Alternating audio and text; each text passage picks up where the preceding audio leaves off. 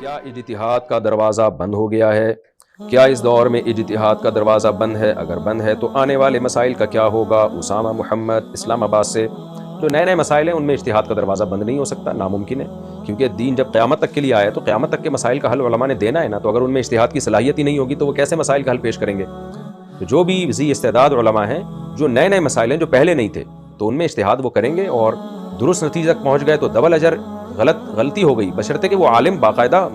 عالم ہوں، ذی استعداد ہوں، ان میں اجتہاد کی صلاحیت ہو، اور اگر غلطی ہوئی ان سے تو پھر ان کو اس غلطی پہ بھی اجر ملتا ہے۔ البتہ جو قدیم مسائل ہیں ان میں اجتہاد نہیں ہو سکتا، کیونکہ اس اجتہاد کا فائدہ کوئی نہیں ہے۔ ایک تو وہ صلاحیتیں نہیں ہیں جو پہلے مجتہدین میں تھیں، اور ان صلاحیتوں کے ہونے کا فائدہ بھی نہیں ہے بلکہ نقصان ہے، کیونکہ نقصان یہ ہے کہ اب پھر نئے اختلافات ہونا شروع ہو جائیں گے۔ تو اللہ تعالیٰ نے جس چیز کی جب ضرورت ہوتی ہے نا، تو وہ ضرورت کے حساب سے رجال پیدا کیے ہوتے ہیں۔ جیسے محدثین کا ایسا حافظہ تھا کہ آج اس کا تصور نہیں ملتا، کیوں؟ حدیث کی حفاظت کے لیے ایسے حافظے کی ضرورت تھی۔ تو ایسے ہی اس زمانے کے جو فقہا تھے ان کو بے پناہ اللہ نے قرآن و سنت سے مسائل نکالنے کا ملکہ اور ایک طاقت عطا کی تھی، کیونکہ اس زمانے میں ضرورت تھی، کیونکہ اسلام جو ہے نا فقہ مدون ہو رہا تھا، مرتب ہو رہا تھا، اس پہ ملکی قوانین مرتب ہو رہے تھے، تو تدوین کے لیے ایسے دماغوں کی ضرورت تھی۔ جب وہ ضرورت پوری ہو گئی اور فقہ مرتب ہو گیا، فقہ حنفی بھی ہو گیا، مالکی بھی، شافعی بھی، حنبلی بھی، اور پوری امت اب اس پہ جمع ہو گئی، تو اب کسی نئے مجتہد کی ضرورت نہیں ہے، وہ آ کے فساد ہی کرے گا یا کوئی نئی چیزیں مارکیٹ میں لائے گا، یعنی فساد بئی معنی کہ اس کے آنے سے امت مزید ٹوٹے گی۔ تو اس لیے علماء نے کہا کہ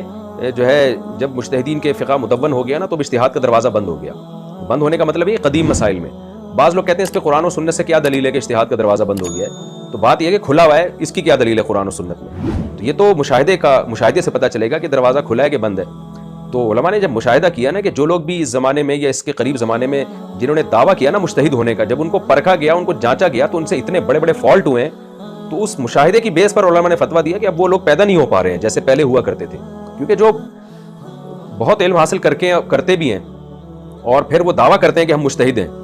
تو ان میں بھی بڑے بڑے فالٹ ہیں، یعنی ان سے اتنی بڑی بڑی غلطیاں ہوتی ہیں کہ وہ اندازہ ہوتا ہے کہ جب اتنے بڑے لوگوں سے اتنے بڑے بڑے بلنڈر ہو رہے ہیں تو اس کا مطلب اللہ پیدا ہی نہیں کرنا چاہتا، کیونکہ ایک چیز کی ضرورت نہیں ہے۔ اور بالفرض مان لیا جائے کہ مجتہدین اب بھی پیدا ہو سکتے ہیں قدیم مسائل میں، تو وہ کرے گا کیا آگے بیچارہ؟